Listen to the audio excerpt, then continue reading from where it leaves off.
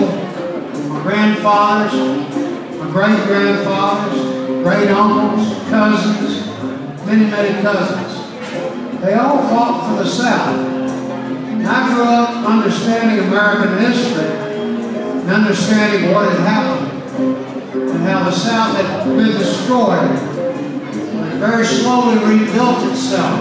And I dedicated myself to being a part of that work, bringing the South together and making it once again the most wonderful place to live in the world. We've been doing that for a long time now. So I grew up with those Confederate heroes. They were my family. They were my flesh and blood. They looked like me. Their pictures are on our walls. Their names are in our Bibles. And we put flowers on their graves because they are our family. They are our heritage.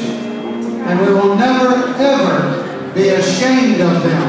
In fact, we are very proud of them.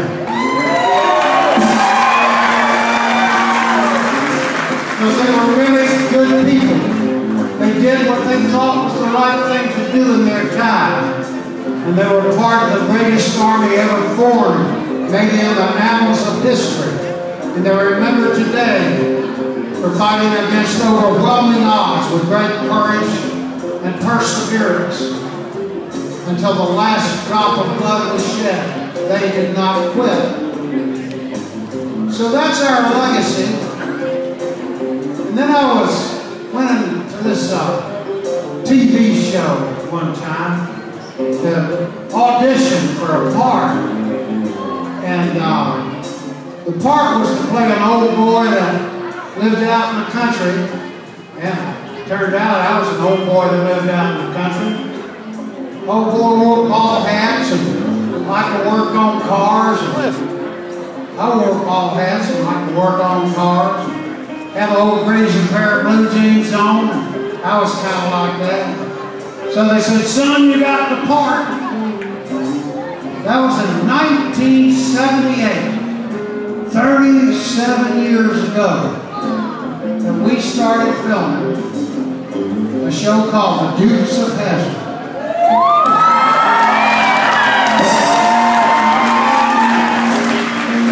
Now, somebody had come up to us 38 years ago and said, you know, in the next century, in the next millennium, decades from now, people would still be watching and loving this show. And this show was going to go to #1 on television year after year after year. And then it was going to be shown all over the world and in syndication and in DVDs and VHS and video games and feature films and reunion movies. And that they have trash cans and lunch boxes and bed sheets and action figures and thousands of different things. We wouldn't have been able to comprehend that. But it happened. And it happened because this show was the kind of show that America was looking for. That the heartland of America was looking for. Where people work hard to put food on the table for their families. And where they get up every day and go to work and come home trying to do a little bit better for themselves, for their families, and for their communities. Where people go to church on Sunday and say grace before supper. Where people always do the right thing, even in the face of tremendous injustice. That was the kind of show we had. It was kind of like the shows I grew up with when I was a kid, like Roy Rogers and Gene Autry, where the good guys always won. They always did the right thing. Nobody really got hurt.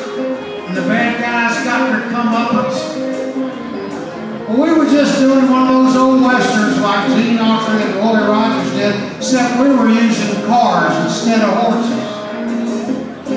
And this particular car we had that beautiful flag yonder on top of it. And every week in America, back then there were only 3 networks, no internet, no cable, no satellite business. You had NBC and ABC and CBS. And on Friday nights, 30 to 40 million people turned in to watch that show with that flag on top of that car. 30 to 40 million people. That's like the Super Bowl gets or something. Nobody gets raised. America fell in love with that show. And you can't have that many people watching because white folks watched it, and red folks watched it, and brown folks watched it, and black folks watched it, and yellow folks watched it, and people of all races, regions, ethnicities, all over the world are watching it now. It's shown in over 50 countries around the world now, and people are still watching that car fly through that air and go, yee-haw, every time that rebel flag lifts up. All over the world, people love it. Now, I talked a little bit about those of us who are descended from the Confederacy. In the United States, about 1 out of every 4 people, about 1 out of every 4 Americans is descended from some Confederate soldier. 70 to 80 million Americans are descended, like I am, and many of us here are, from those who fought under that flag 150 years ago. Now, they have this thing going around called political correctness. And a lot of people who are not from here and who are not one of the 70 to 80 million people who are descended from those who fought for the Confederacy are saying that that is a flag of hatred and evil and oppression. Well, friends, in my opinion, they could not be more wrong-headed. That is a flag. That is a flag of love, y'all. A love of family, a love of home, a love of the South, a love of our people, and a love of our region. And that's all of the people of our region. You know, symbols mean different things to different people. And to us, it means something very, very honorable. And America is built on the freedom of expression and the freedom of opinion. And it's perfectly all right for us to be proud and to have a good opinion of that. Our opinion matters as much as anybody. People from the South have given an awful lot to the United States. And we've worked together in the last 50 years. The last 50 years throughout the South, black and white have worked together to build a great new economy. The fastest growing economy in the hemisphere is in the southeastern United States. And here we are. We're not going to change. Thank you, thank you. We love that song, too. So it's up to us to stand strong in the wave of this political correctness and what is called cultural cleansing. Same thing the Germans did in Germany, and same thing the Russians did, same thing the Chinese communists did, same thing ISIS is doing. They want to destroy every positive vestige of our culture. And we have to say no. No, not in 1,000 years. You're talking about our family, you're talking about our home, you're talking about our heritage. We mean no offense to anybody. We are not hateful people, but we are proud people. And we're not going to back up 1 inch.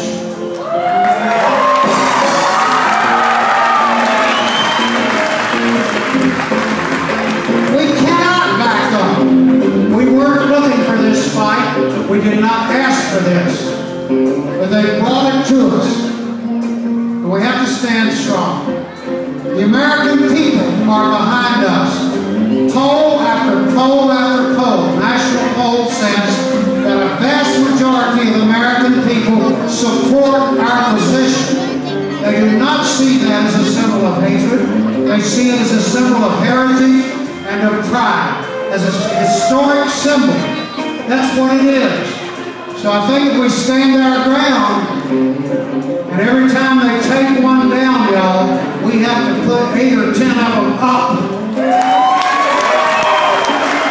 If they take one down in Alabama, put 2 up, 10 up, 5 up. That's what's been happening throughout the United States, and they're starting to realize that They picked the hornet's nest. We're good people, but we're not cowardly people. We will stand our ground. And I'm here to say that the Hurley High School Rebels have won the gold standard for standing up and talking back.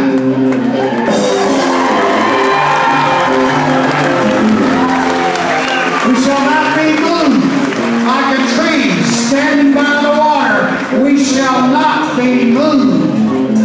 And this governor of Virginia is not really from Virginia. He's from Syracuse, New York. And he doesn't understand people up there.